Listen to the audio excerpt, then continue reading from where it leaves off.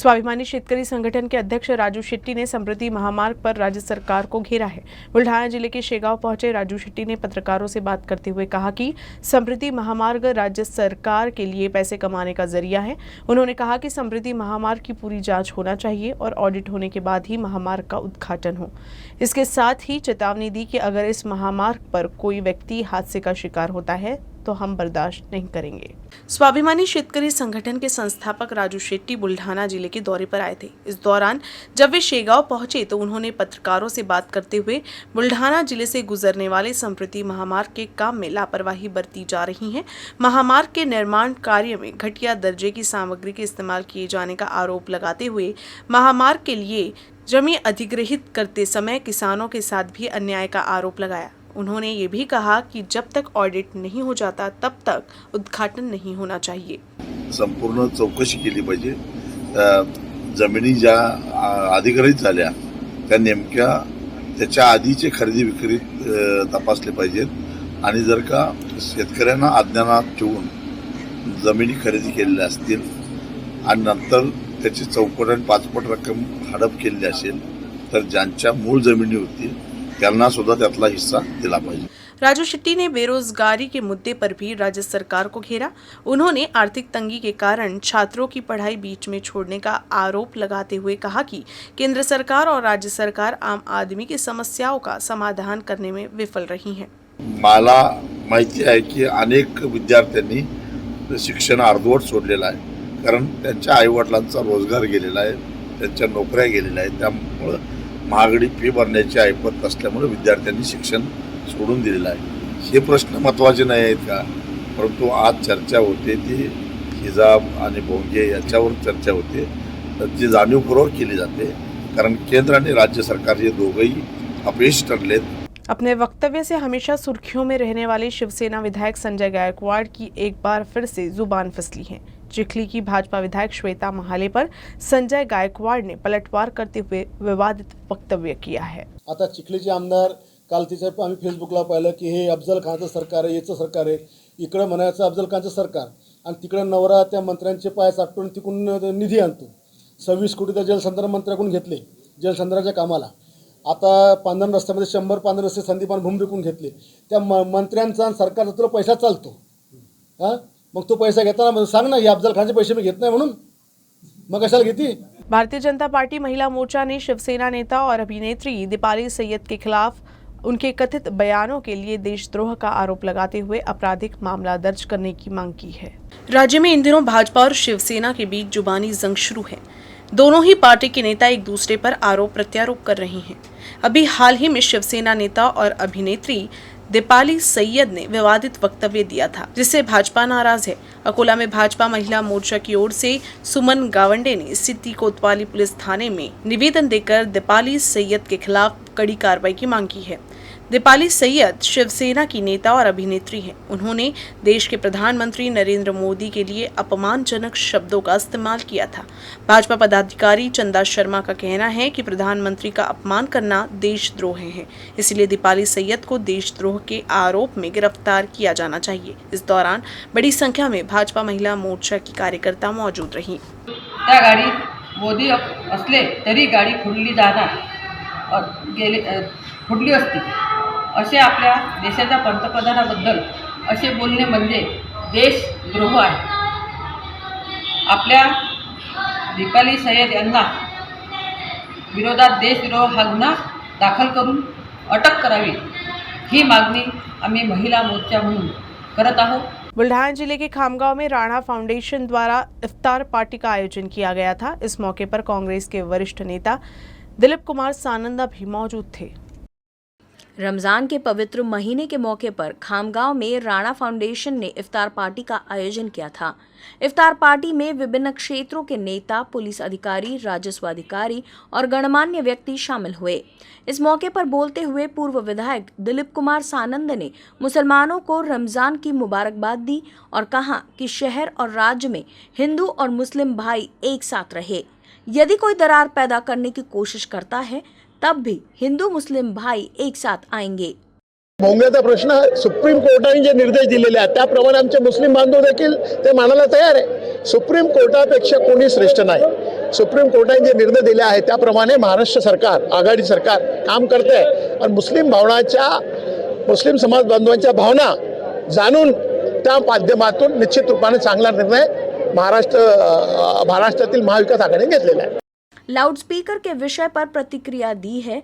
उन्होंने कहा कि कुछ लोग हमारे बीच भाईचारा बिगाड़ने की कोशिश कर रहे हैं, लेकिन महाविकास आघाड़ी सरकार सभी को समान न्याय देने की कोशिश कर रही है। उन्होंने सभी लोगों से शांति बनाए रखने की अपील की।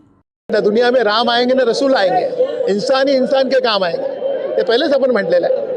म्हणून त्या माध्यमातून शांतता राहील, सर्व धर्म समभाव, संतोने और सुफियांनी हा संदेश दिलेला आहे, सर्व एक आहोत।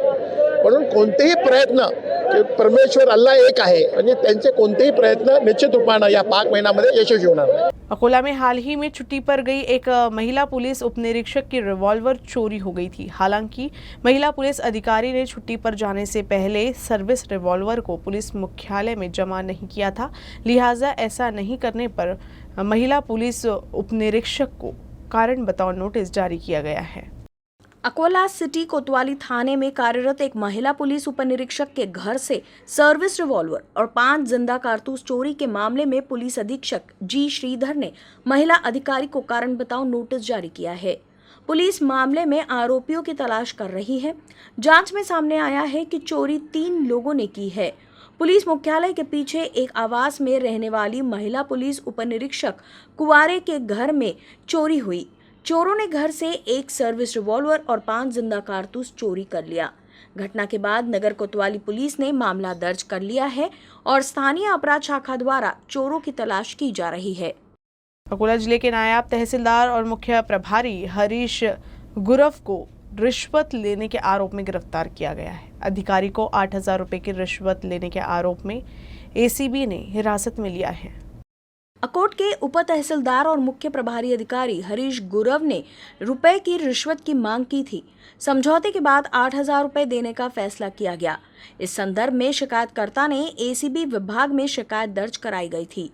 इस मामले में एसीबी की टीम ने नगर परिषद प्रमुख के कार्यालय में जाल बिछाया और गुरव को 8,000 रुपए की रिश्वत लेते हुए पकड़ा। उसे एसीबी टीम ने गिरफ्तार किया है। रमजान ईद के लिए बाजार पूरी तरह से सज चुके हैं। अकोला जिले के बालापुर शहर में ईद के लिए छोटे से बड़ी सभी दुकानों पर खरीदारी के लिए भारी भीड़ जुट रही है। ईद के लिए खासकर दूसरे शहर से सेवई और सूखे मेवे मंगवाए गए हैं। बालापुर में ईद की जबरदस्त रौनक रहती है। यहाँ सूखे मेवों का बाजार कई सालों से लगता है। केवल बालापुर शहर के ही नहीं बल्कि आसपास के लोग भी यहाँ खरीदारी के लिए आते हैं। यहाँ तरह तरह के मेवे और सेवई आकर्षण का केंद्र रहता है। इस बार भी बाजार में ईद के लिए बाजार पूरी तरह से सज चुका है। केवल सूखे मेवे या सेवई ही नहीं बल्कि कपड़े, चप्पल, जूते, आभूषण, रुमाल, टोपी, इत्र आदि की भी खूब खरीदारी हो रही है। ईद पर बनने वाले खास पकवान के साथ ही शीर खुरमा सबसे ज्यादा प्रसिद्ध है। इसके लिए सभी आवश्यक सामग्री जैसे सेवई, काजू, बादाम, पिस्ता, तरबूज के बीज और नारियल आदि की दुकान पर लोगों की कुछ ज्यादा ही रौनक है। बालापुर के बाजार में कई तरह की सेवइयां मिल रही हैं। वैसे पिछले 2 साल तो कोरोना संक्रमण की वजह से ईद का उत्साह फीका पड़ गया था, लेकिन इस बार ईद की खुशी दुगुनी है क्योंकि पाबंदियों की छूट के साथ सभी एक दूसरे के साथ मिलकर ईद का त्यौहार मना सकेंगे। हालांकि इस बार ईद की खरीदारी पर महंगाई की भी मार पड़ी है। पेट्रोल, डीजल की कीमतों में बढ़ोतरी होने से बाजार में सभी चीज महंगी हो गई हैं, लेकिन इसके बावजूद खरीदारी भी हो रही है। Anees Khan, UCN news, Balapur.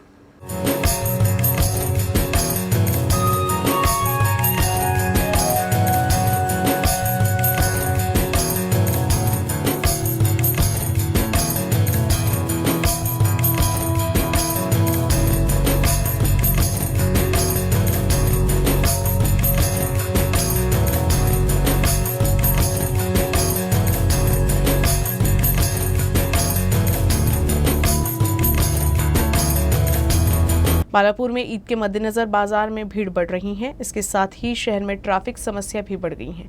Auto वालों की मनमानी की वजह से लोगों को काफी परेशानी हो रही है। बालापुर के मुख्य मार्ग पर इन दिनों रमजान ईद की बड़े पैमाने पर खरीदी शुरू है। बालापुर ही नहीं बालापुर के आसपास के ग्रामीणों से भी काफी संख्या में यहाँ खरीदारी के लिए आ रहे हैं। लेकिन यहाँ ऑटो चालकों की मनमानी से सबसे ज्यादा परेशानी हो रही है। खासकर खरीदी करने वाले लोगों को मुश्किलें हो रही हैं। ऑटो वालों की वजह से कई बार तो घंटों जाम लग रहा है। लोगों ने ट्रैफिक पुलिस से इस ओर ध्यान देने की मांग की है।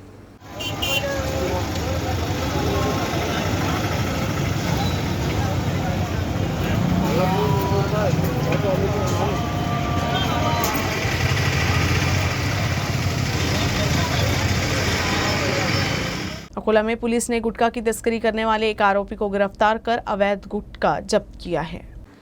गुटखा और सुगंधित पान मसाले से होने वाले दुष्परिणाम को देखते हुए राज्य में इसकी खरीद बिक्री पर पाबंदी लगी है। इसके बावजूद दूसरे राज्य से इनकी तस्करी कर चोरी छिपे तरीके से बेचा जाता है। अकोला में गुटखे की तस्करी करने का एक मामला सामने आया है। अकोला की खदान पुलिस ने गुप्त सूचना के आधार पर कार्रवाई कर सिंधी कैंप निवासी पंकज जेठानी को गिरफ्तार कर 60,400 रुपए का गुटखा जब्त किया है। विश्व पशु चिकित्सक दिवस के अवसर पर अकोला में पशुपालन विभाग और प्राणी क्लेश निवारण समिति के संयुक्त तत्वावधान में विशेष कार्यक्रम का आयोजन किया गया। जिलाधिकारी कार्यालय में कुत्ता गोद लेने के अभियान सहित विभिन्न कार्यक्रमों का आयोजन किया गया। अकोला जिला प्रशासन, पशुपालन विभाग एवं प्राणी क्लेश निवारण समिति द्वारा विभिन्न कार्यक्रमों का आयोजन किया गया।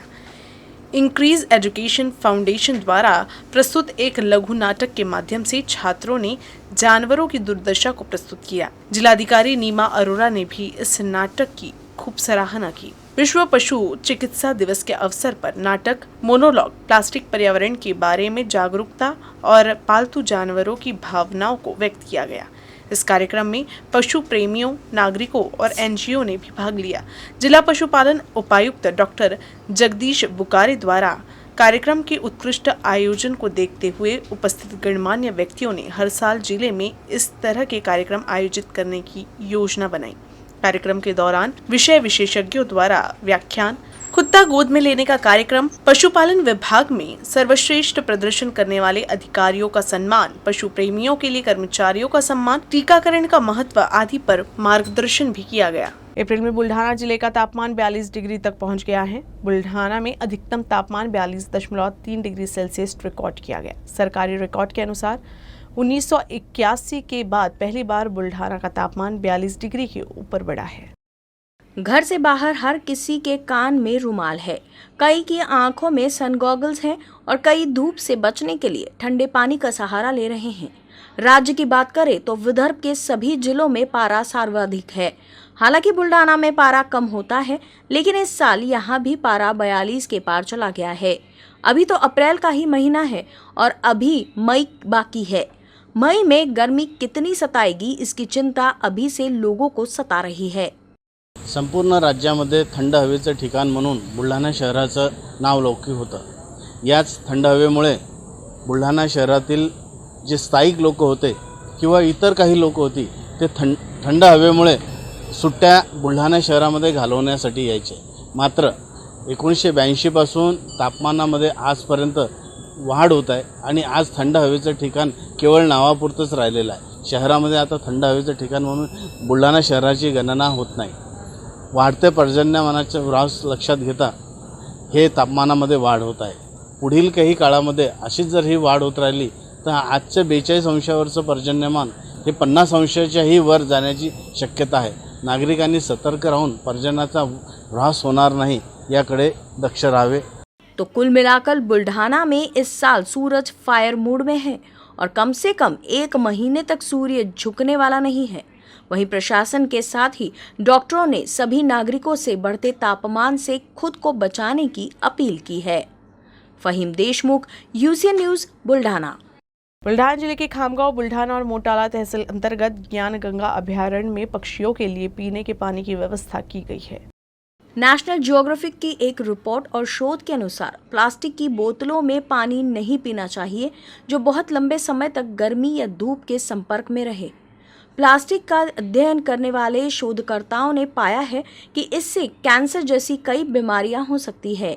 इन प्लास्टिक की बोतलों के लगातार सूर्य के प्रकाश के संपर्क में आने से प्लास्टिक से निकलने वाले रसायन पानी में घुलने की संभावना है और ऐसी प्लास्टिक की बोतल या बर्तन में पानी पीना खतरनाक है। ऐसे में इन प्लास्टिक की बोतलों से पानी पीने से वन्य जीवों के लिए काफी खतरनाक है। इसी को ध्यान में रखते हुए वन्य जीव ने महाराष्ट्र दिवस और मजदूर दिवस मनाने के पहले ज्ञान गंगा अभयारण्य में लगाए गए प्लास्टिक के बर्तनों और गमलों को हटाकर पक्षियों के पानी की अलग व्यवस्था की है। पाण्याचे पॉट लावा, परंतु मातीचे लावा. होय, नुकसान होईल, वन्यप्राणी फोडतील त्याला, दुसरे लावू, परंतु हे असं प्लास्टिक जंगलात टाकून पर्यावरणाचा ऱ्हास करू नका, ही आपल्या सर्वांना कळकळीची विनंती आहे. आज आम्ही हे सगळं प्लॅस्टिक बाहेर जंगलाच्या बाहेर घेऊन उचलून नेणार आहोत. विनंती, कृपया पुन्हा इथे प्लास्टिक टाकू नका. न्यूज रूम से बस इतना ही। खबरों का सिलसिला यूं ही चलता रहेगा। आप देखते रहिएगा UCN न्यूज़ अकोला।